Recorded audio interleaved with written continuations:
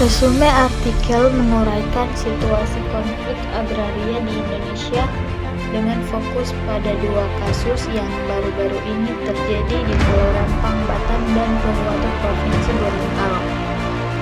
Artikel mencatat bahwa rencana investasi jumbo dari investor asing mendapat resistensi yang cukup masif oleh warga setempat, terutama warga yang masih telah tinggal di Pulau Rempang secara turun-temurun.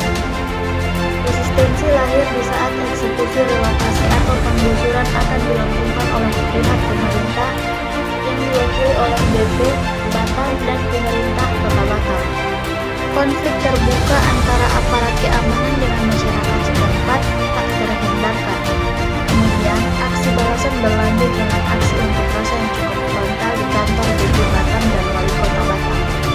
Rentetan peristiwa yang terjadi secara berkelanjutan dalam beberapa hari tersebut akhirnya menjadi isu nasional yang ikut membuat banyak tokoh nasional dan ormas sekelas Wali merasa harus ikut memberikan pernyataan sikap. Bahkan, kasus Pulau Rempang ini juga menjadi salah satu bahasan di media asing. Langkah-langkah resolutif yang sedang diambil pemerintah sudah mulai membuahkan hasil. Setidaknya, untuk sementara waktu telah berhasil meredam konflik terbuka antara kedua belah pihak. Namun belum tuntas urusan Pulau Rempang, kini muncul gejolak baru. Kali ini kericuhan terjadi akibat demonstrasi yang digelar oleh ratusan penambang di kantor Bupati Pohuwato, Provinsi Gorontalo pada Kamis 21 September 2022. Dalam aksi amuk massa tersebut, massa membakar kantor Bupati Pohuwato dan merusak fasilitas di perusahaan tambang emas milik Pani Gold Project. Fasilitas pemerintah yang dirusak massa diantaranya kantor Bupati, kantor DPRD Pohuwato, dan rumah dinas Bupati. Demonstran yang tergabung dalam Forum Persatuan Ahli Waris IUP atau Izin Usaha Pertambangan, OP atau Operasi Produksi 316 dan ahli waris penambang Pohuwato di kawasan perusahaan Pani Gold Project menuntut agar Pani Gold Project mengembalikan lokasi warisan leluhur masyarakat penambang Pohuwato dan mendesak agar Pani Gold Project menghentikan aktivitas penambang dan menyelesaikan ganti rugi lahan yang menjadi hak penambang.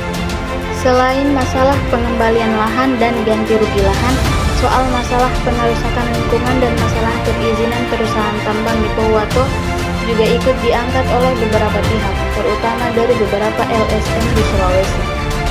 Kasus di Pulau Rempang dan Pohuwato nyatanya hanya segelintir kasus yang menggambarkan kerumitan urusan konflik agraria di Indonesia akibat berbagai persoalan, baik karena buruknya tata regulasi dari pemerintah, keberpihakan pemerintah yang terlalu berlebihan kepada investasi pengusaha, sampai pada masalah buruknya model dan gaya komunikasi pemerintah dengan masyarakat di lokasi investasi dilangsungkan.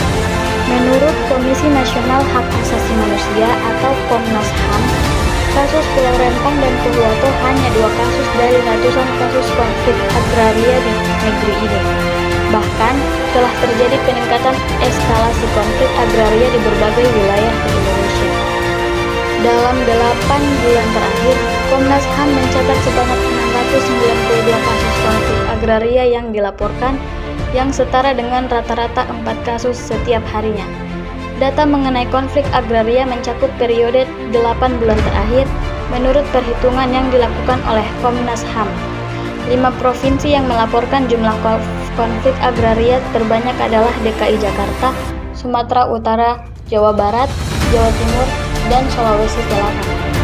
Dari data Komnas HAM, sebagian besar kasus tersebut mengandung dugaan pelanggaran hak asasi manusia.